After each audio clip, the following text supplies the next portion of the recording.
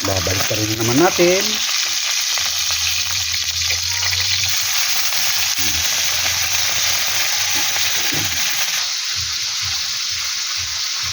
Sausaw sa suka.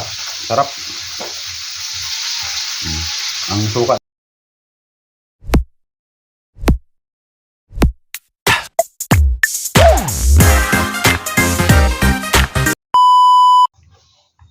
Magpiprito tayo mga katiknoy ng isda. Ito ang tawagin sa amin ay tamban. Ay tamban ba? Turay. Turay mga katiknoy ito.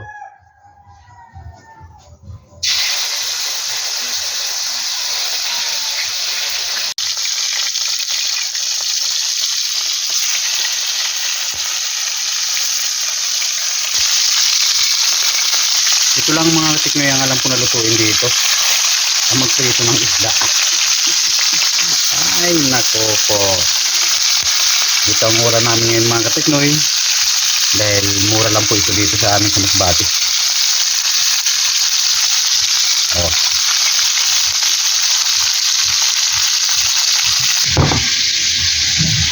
Meron pa no. Ito na yung mga naprito po mga katiknoy. Oh. Yan. Turay kung tawagin sa amin itong mga katiknoy. Turay. Ayan. Kunti na lang.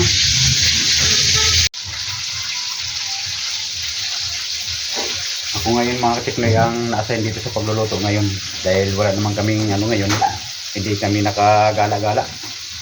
So, siyempre, ako muna na-assign dito ngayon magluluto. Sa rice cooker. Mga simple-simple na mga katiknoy kasi wala naman akong alam sa pagluluto talaga eh. Yan.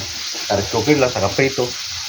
Pritong isda. Yun ang alam natin mga katiknoy sa pagluluto. Kaya nanonood nga ako sa mga, salamat pala sa mga kaibigan natin ng mga vloggers diyan na ang content nila ay sa pagluluto sa mga masarap na mga recipe.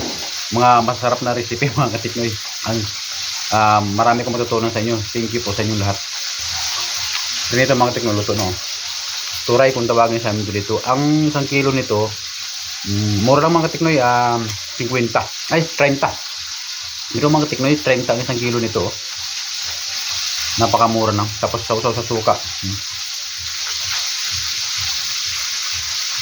Sausaw sa suka. Sarap. Ang suka ng tuba ito mga katiknoy pag sa Masbate, mga suka dito karamihan sa tuba. Tapos lagyan ng sili. Ako po, sarap po. Simpleng ulam lang mga katiknoy. Simpleng ulam lang saka mura pa. Siguro sa Manila nito, ang kilo nito dati nakabila ko noon 120 ang 1 kilo nito sa Manila. Pero dito mga katiknoy 30 pesos lang. Minsan nga 20 lang ang 1 kilo nito.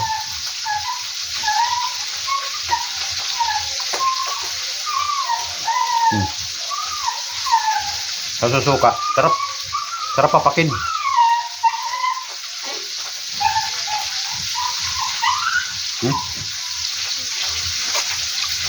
Suka.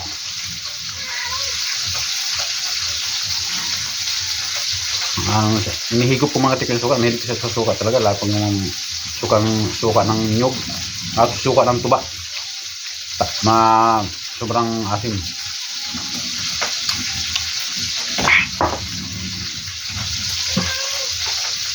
So, okay lang mga katiknoy. Ito lagyan ng sili. Sili namin yan yung mahang na sili. Yung siling kung tawagin eh limunyita na sili. Maanghang. Sobrang anghang. So, pinapabisan na nga ako. Hinihigop ko mga katiknoy suka. Mahilig ako sa suka. Mga ganito. Simpleng luto lang mga katiknoy. Prito lang. Serve na.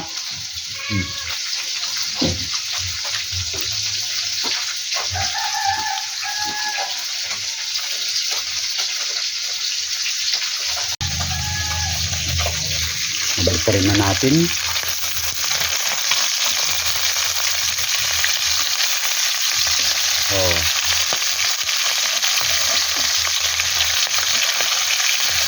Diba mga katiknoy, halagang 30 lang. O 2 kilo ang binili ko. O 60. Dami ng ulam.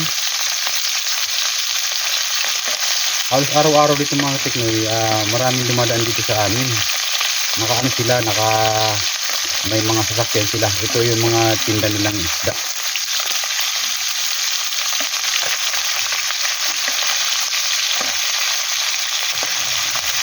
Di ko lang alam mga katiknoy mga katiknoy kung kumakain kayo ng ganitong isda. Kaway-kaway dyan sa mga kumakain ng ganitong isda mga katiknoy dyan. Ito ay isdang, kung tawagin sa amin, isdang turay. Minsan pag sumisigaw ninyo dyan, turay, turay, turay, turay. Takbo na ako yan, papunta na ako ng kalsada.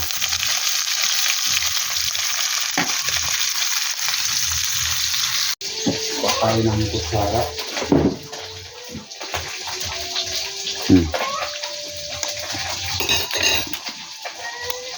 Ito lang ginagawa ko ng mga katiknoy pagka niluluto pa kasing kanin, hindi pa hilaw-hilaw pa. So papak pa muna ako nito. Itong hilig ko papakin mga katiknoy, mga ganitong isda. Alam po sinasaw sa suka, ang sarap mo.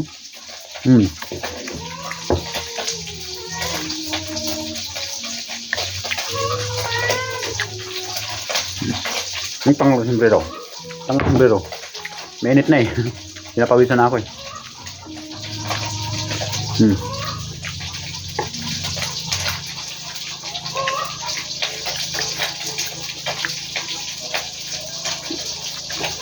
Kaway-kaway sa mga kumakain dyan mga katiknoy ng ganitong isda. Turay.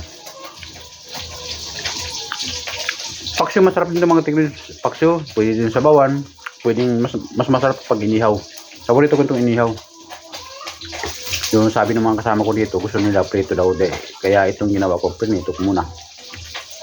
Pero kung ako lang masusunod, gusto ko sana inihaw. Masarap pag inihaw ito, mabango.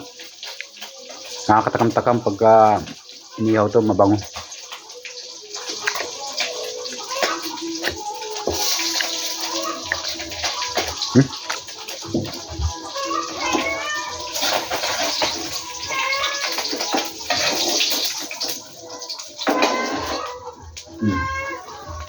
Dami oh.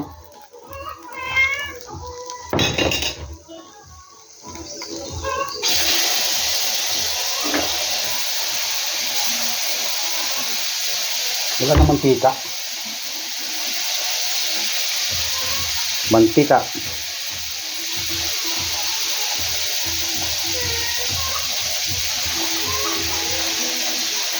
Malapit na maluto ang kanin ko.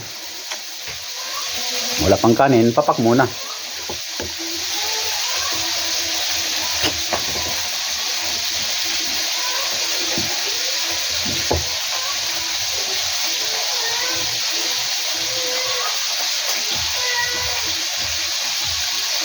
gusto ko nito mga katiknoy, pagka yung bagong prito, mainit-init pa, tapos susuka.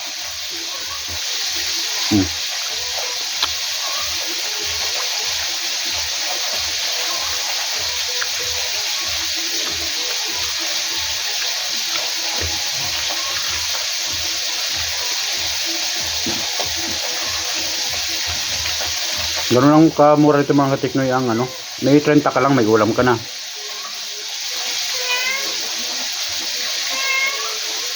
Yung iba nasasawa na nito, pero hindi man ako nasasawa ng ganitong ulam. Kahit araw-araw pa o bawat kain mayroon akong ganito, okay lang.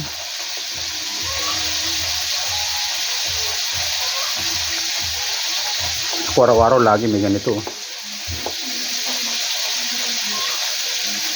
Ang dami nito mga katiknoy sa amin ito sa Masbate. Ang ganito, ang dami nito. Halos maya-maya may mga dumadaan dyan. Nagtitinda.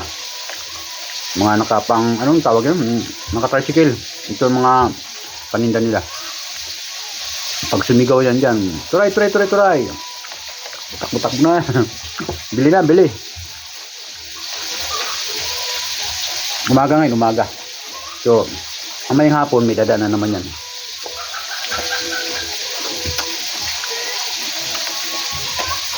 Sobrang tipid din mga katiknoy, no? Makatipid ka rin.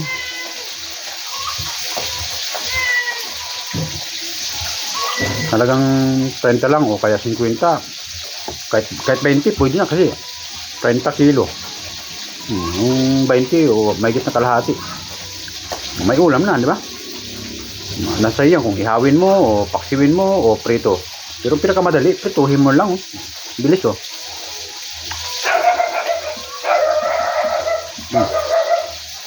May tumahol na.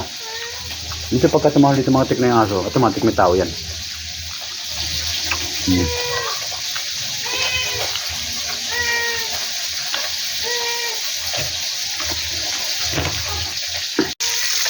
Babalik pa rin naman natin.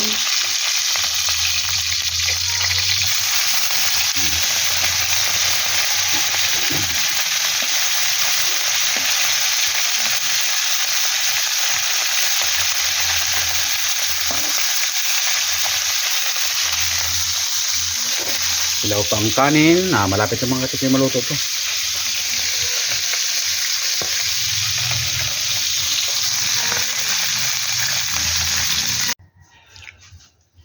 Okay na ito mga katiknoy. Pwede na to. Luto na. Ang alin na natin. Tayo magsasandok na.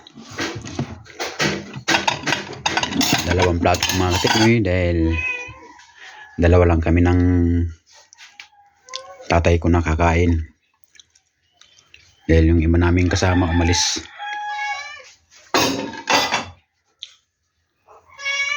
Tayo ng sandok.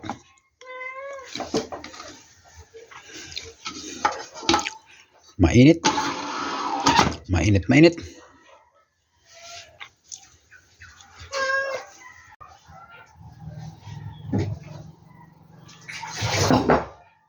Namasyal yung mga kasama namin dito mga tiknoy, kaya dalawa lang kami dito.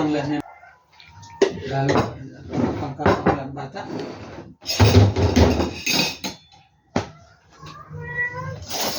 Ano na nangyari sa tukad? Juan? Mamasan? Juan? Yung tatay ko, mga tiknoy. Dalawa lang kami dito. Sulb na kami sa ulam na isang mangkok ko. Oh, ayan oh. Nagpapak muna. Tapos saka may kanin ha. Kain uli. Mamasyal sila sa ano. Hindi nila yung mga bata doon sa kwan. Culture, ano yun? Sa social center. Pasyalan.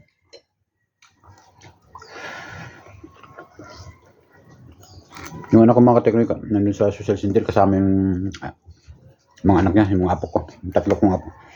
Yung mga apo kong magkukulit.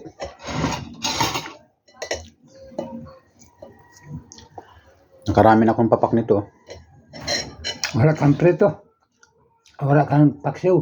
Wala. Kaon ta, kaon. Kaon na kita mga kateknik, kaon na. Karao na. Wala mga pasal di situ ya? Ha? Di situ wala mga pasal di.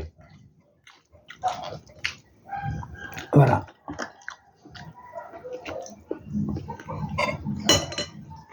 Kamay. Kamay. Masarap kumain pag kamay. Pag kamay, ganito, itong ginagamit ko. Pag kutsara, itong kamay. Kaya na, no? Aywan. Makiwawa ang wala mo. Hindi mo pwedeng ganito kasi may, parang mahirap din ah. Mauula. Ito talaga. Pero pag kamay naman, ganito lang. Hindi mo pwedeng ito kaya ano man, parang iba. Parehas ka mo ni may mo. Ito lang. Pag kutsara ito, pag kamay ito. May mo kung nagkawalahon man. Kutsara iba man. Kaya ko sa ito. Nakarami na akong papak ah. Amaro, so kan ito sa tunay.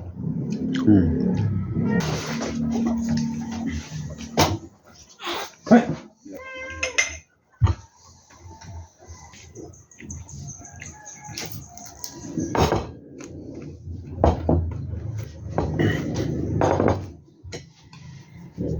Higit suka.